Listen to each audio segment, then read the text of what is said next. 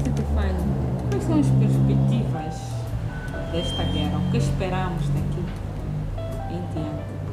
O que é que pode vir a acontecer das várias linhas que poderemos ter de conclusão deste problema?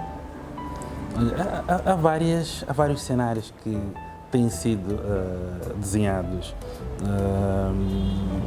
em termos de perspectivas, olhando para um possível fim da guerra. Uma das perspectivas que tem sido colocada é que, com o fim desta guerra, nós podemos encontrar uma Rússia mais fortalecida, uma Rússia que eleva a sua hegemonia na região e mostra que está em condições de fazer frente a outros adversários, de modo particular a NATO.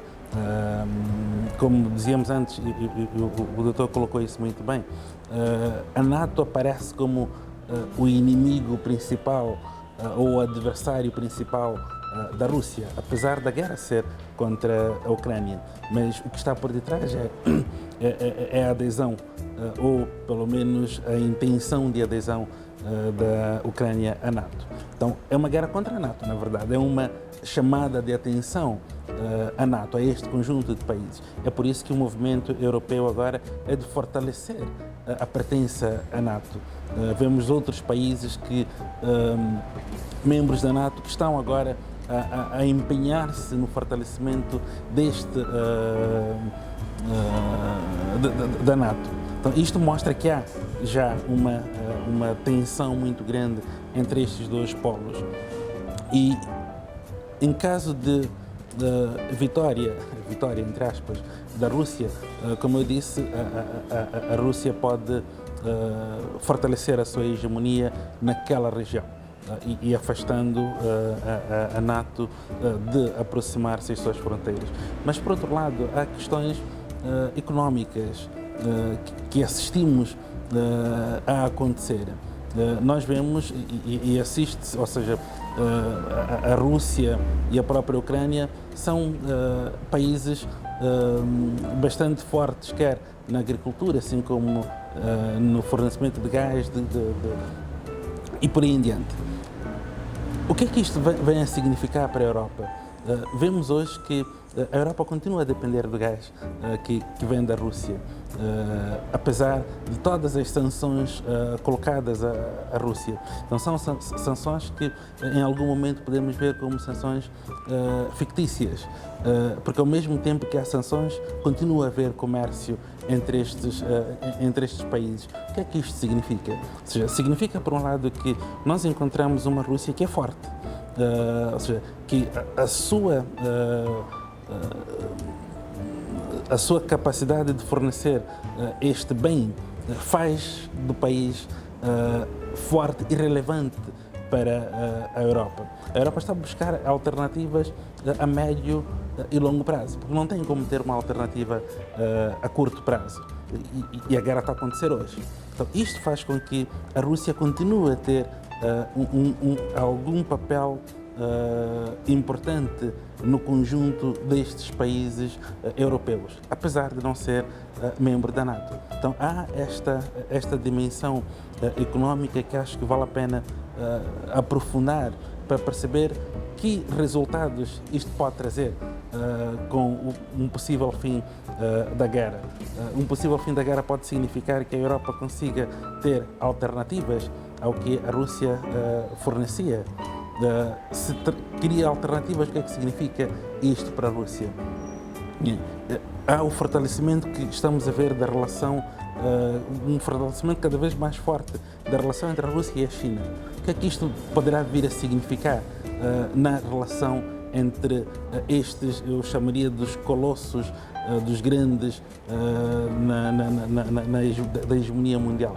O que é que isto pode significar depois em termos quer políticos, mas também económicos, na direção de como o mundo está a caminhar? E aí entramos nós outros, ou seja, como é que nós nos posicionamos e que efeitos esta guerra vai trazer para nós, para países como Moçambique e outros africanos, que acho que é uma questão essencial também de começar a ser discutida, porque não é possível que não tenhamos efeitos. Vamos ter efeitos, mas que tipo de efeitos? E como é que podemos hoje começarmos a nos preparar para conseguir, como país, fazer frente a estes efeitos, a estes choques que vão eclodir a partir da guerra que está em curso neste momento. Então, há várias coisas que julgo que ainda vale a pena esperar para podermos ter conclusões mais próximas da realidade, porque ainda há um caminho a seguir pela frente. Pois é, doutor Arsénio, só para terminar, a questão dos acordos depois da Segunda Guerra Mundial é que todos os países deveriam obedecer à questão da delimitação territorial ou soberania dos outros países. Dá-se o caso da Rússia vencer a Ucrânia e anexar, nós estaríamos a voltar ao problema primário ou à reconstituição da URSS. Aos poucos, se admitimos na Ucrânia, depois onde é que vai? Será que há esta possibilidade? Sempre há possibilidades de coisas estranhas em relações internacionais. E os acordos, as regras, as instituições nas relações internacionais valem o que valem. A verdade é que o sistema internacional ele é anárquico. Isso significa que não existe um Estado mais soberano do que os outros. Então, quando um Estado não concorda com uma regra, com um acordo, ele pode ir contra essa regra, como está a fazer a Rússia. Os outros Estados podem inicialmente não aceitar, mas depois há uma tendência para ajustarem e aceitar. Na verdade, os acordos eles refletem o equilíbrio do poder numa determinada época. Portanto,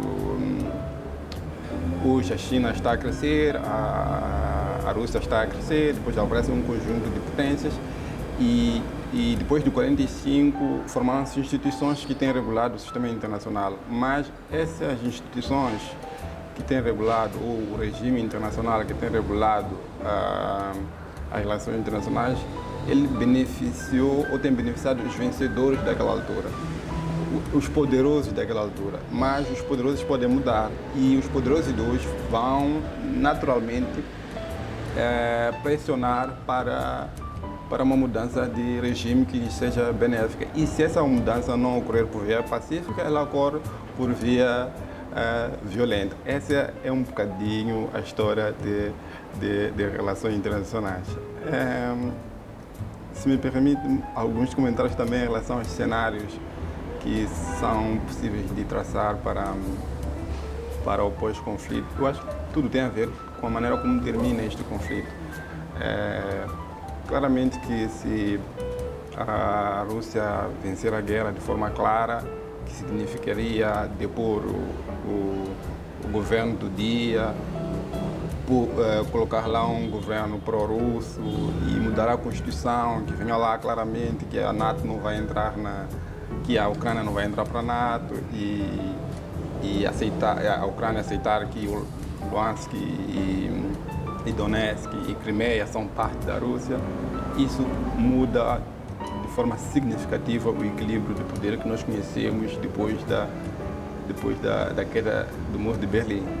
Mas também há outro cenário em que a Rússia não vença de forma clara a guerra, que a guerra se arraste por muito mais tempo do que aquilo que a Rússia inicialmente, se calhar, tivesse pensado, que seja uma guerra como aquelas que nós assistimos no Médio Oriente, Estados Unidos no Afeganistão, Estados Unidos no Iraque. Se for assim, a Rússia não vai alterar o equilíbrio do poder como nós pensamos.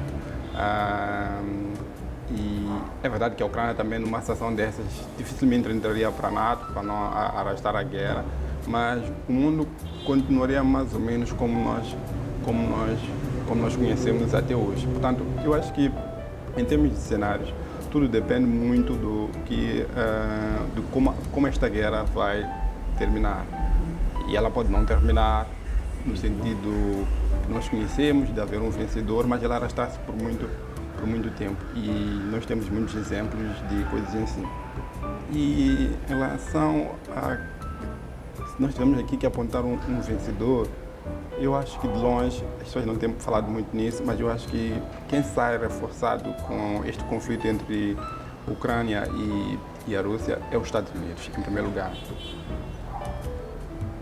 Na verdade, a história das relações internacionais nos mostra que os conflitos na Europa beneficiaram os Estados Unidos, tanto a Primeira Guerra Mundial como a Segunda Guerra Mundial e esta guerra na Ucrânia.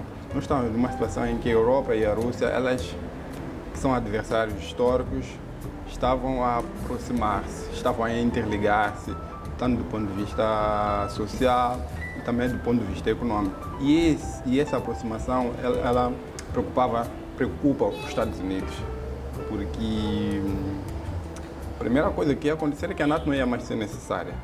Num contexto que a Europa e a Rússia não são mais inimigas, não há necessidade de uma NATO. Depois também do ponto de vista econômico, as relações entre Rússia e Europa elas estão a se aproximar, tanto que nós estamos a ver, o doutor falou bem da dependência econômica que há, que por um lado há sanções, mas por outro lado não podem de fato fazer sanções ou aplicar sanções como eles gostariam, porque dependem de muitos recursos energéticos da Rússia. Portanto, os Estados Unidos já vinham alertando para a necessidade de não haver essa dependência. Os Estados Unidos é um grande produtor de gás de xisto e oferece à Europa esse produto, mas a Europa vê o gás russo ou via esse gás russo como o mais barato. Com esta guerra, o que vai acontecer é que a Europa vai considerar seriamente a necessidade de apostar em outros mercados, para além do russo, e pode ser que repense em comprar o gás de xisto que é produzido nos Estados Unidos.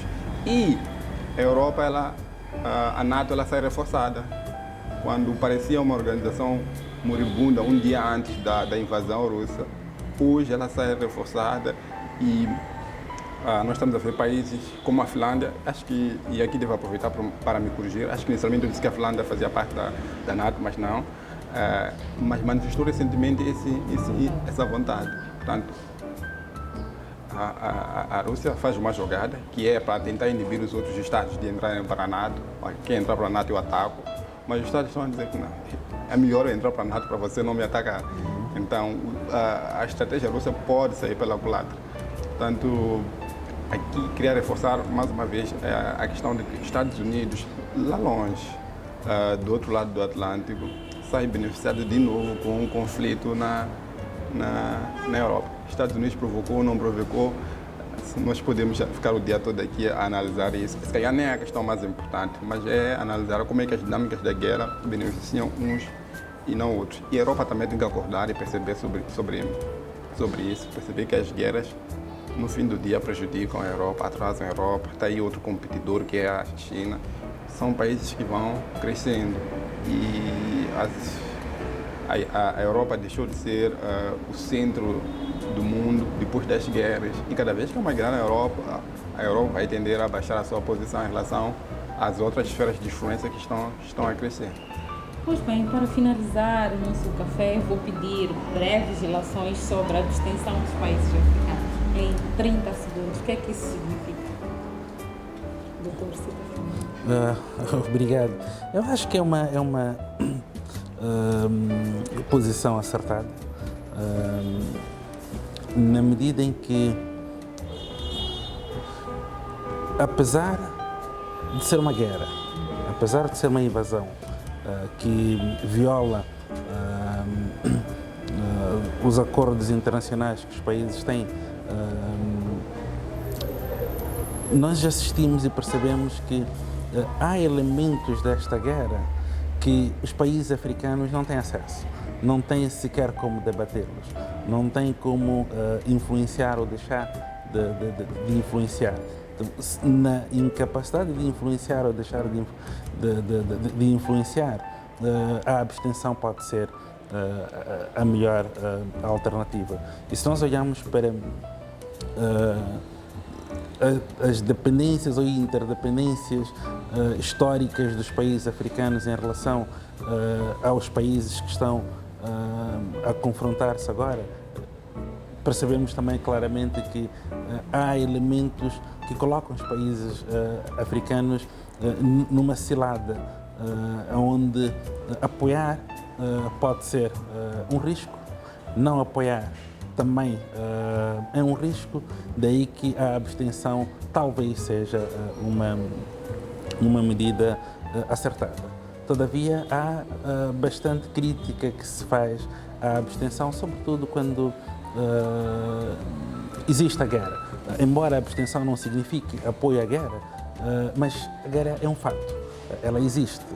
Há pessoas que estão a morrer, há pessoas que estão hoje a ser deslocadas, há cidade ou um país a ser destruído. Qual é o nosso papel enquanto membro das Nações Unidas em relação ao que está a acontecer naquele quadrante do mundo? Será que a abstenção continua a ser uma estratégia válida? Então, há várias questões que são levantadas, mas eu ainda acredito que a abstenção de alguns países africanos, não todos, foi, de certo modo, a melhor alternativa. Sobre isso, eu se calhar diria duas coisas. A primeira é que, em relações internacionais, o que vale no final do dia são interesses. A questão do certo e errado é sempre em função de interesse. E penso que aqueles que se abstiveram fizeram em função dos seus interesses. E se os Estados têm a maturidade suficiente para fazer isso, é muito bom. Não adianta nada estar a seguir correntes que não beneficiam os seus interesses. Portanto, eu não queria avaliar isso do ponto de vista do certo e do errado, queria avaliar isso os Estados fizeram isso de acordo com o seu interesse, está salvaguardando os seus interesses, então tudo bem. É assim que devem agir. Portanto, eu não teria muitas coisas para dizer além daquilo que o doutor já disse, não teria a ser redundante. Muito obrigada. Esse foi o nosso café onde falamos sobre a guerra russo-ucraniana. Obrigada, Dr. Stefano. Obrigada, Dr. Arsênio. Voltem sempre. Muito obrigado. Foi um prazer. Obrigado. Muito obrigada.